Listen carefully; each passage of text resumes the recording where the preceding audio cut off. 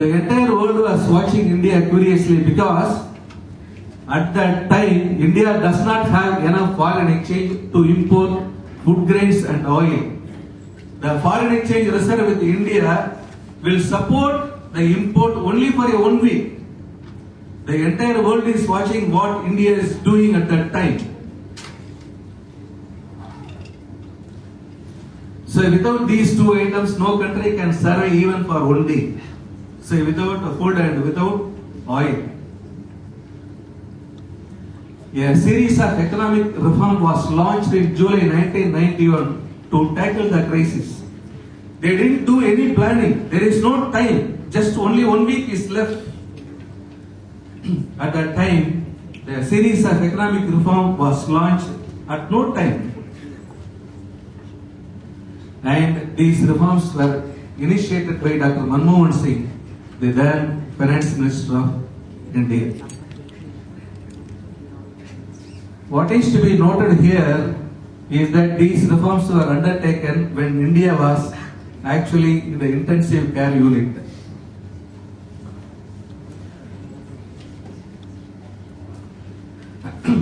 These economic reforms actually helped India to save from the crisis. The economic reforms helped.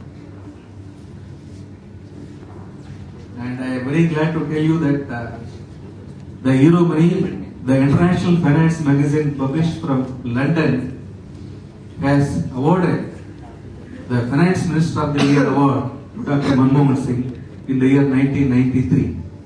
I suppose you know pretty well that Dr. Manmohan Singh was not a politician. He was a bureaucrat, and after retirement he was taking risks, and it was Narasimha Rao, the former Prime Minister, who invited Manmohan Singh to join the ministry, the central government ministry, and take up the finance ministry portfolio.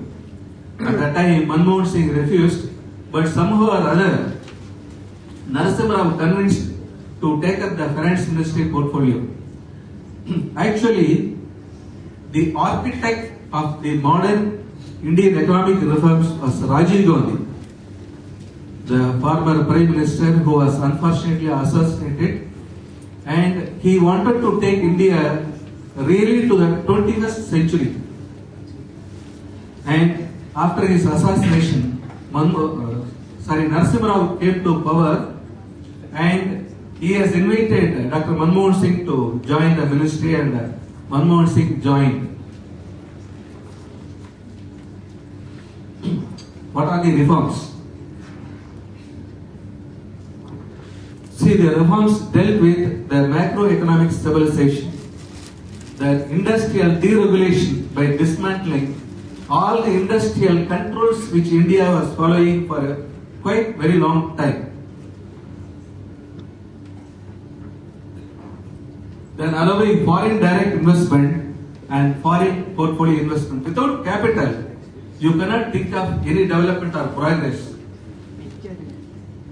So we require capital. Any country requires capital for its progress, and the foreign direct investment, FDI, and portfolio investment was permitted to India. And the private sector was allowed to participate in many areas. The financial sector reforms include allowing the market forces to determine the interest rate and exchange rates. All these days, it was the administered rate structure. Everything is controlled by the government.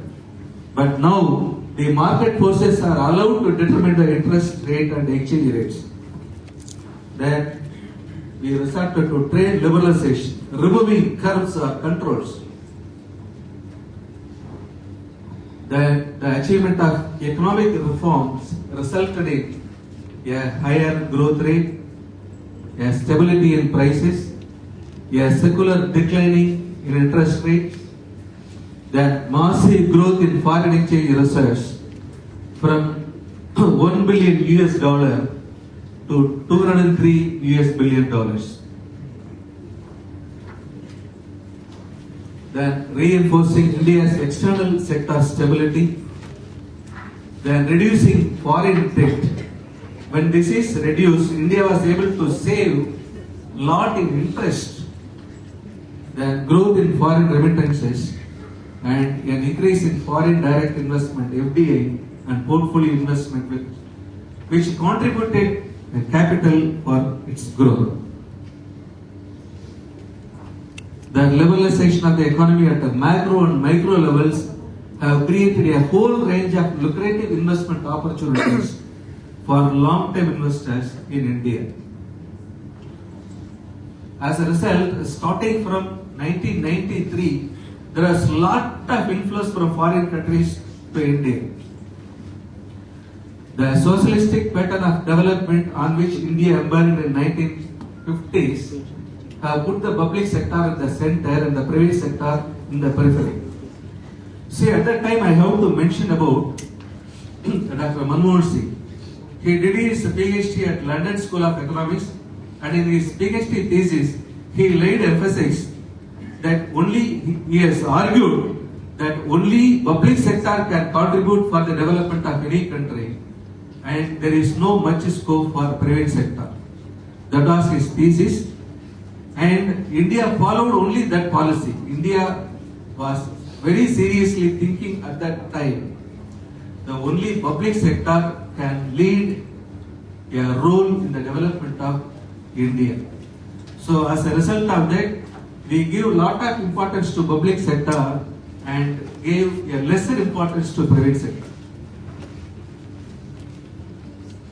Unfortunately, the system does not contribute for the increase in efficiency. It led to corruption and subpar achievements for the economy as a whole.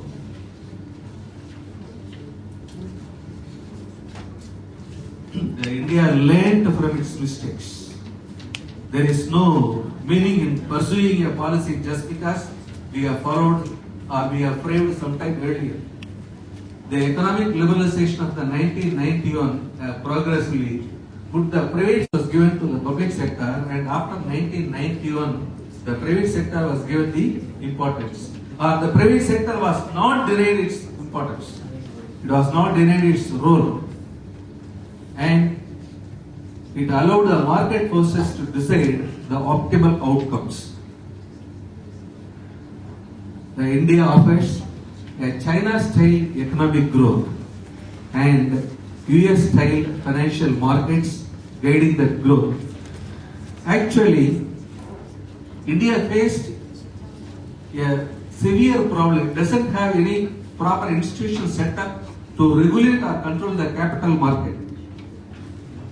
So in order to develop the capital market in India, what is to be done? At that time, actually, US was having a well-developed capital market, and India has taken US as a role model, and as such it created an institution called SEBI, Securities and Exchange Board of India, and the similar lines of SEC, Securities and Exchange Commission of US.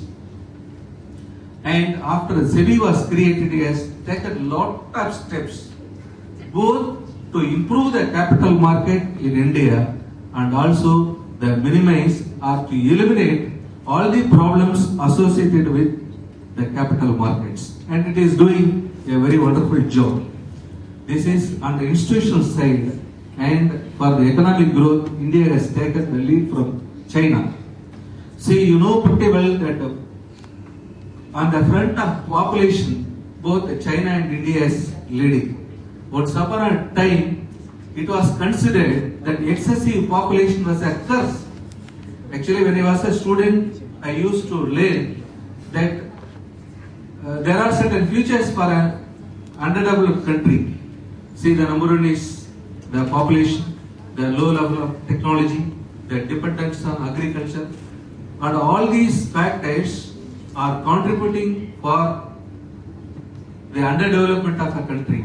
Since China and India possessed all these or most of these characteristics, they were called as underdeveloped countries. But we never realized that excessive population we can create to have a low cost labor. Only at a very later stage we realized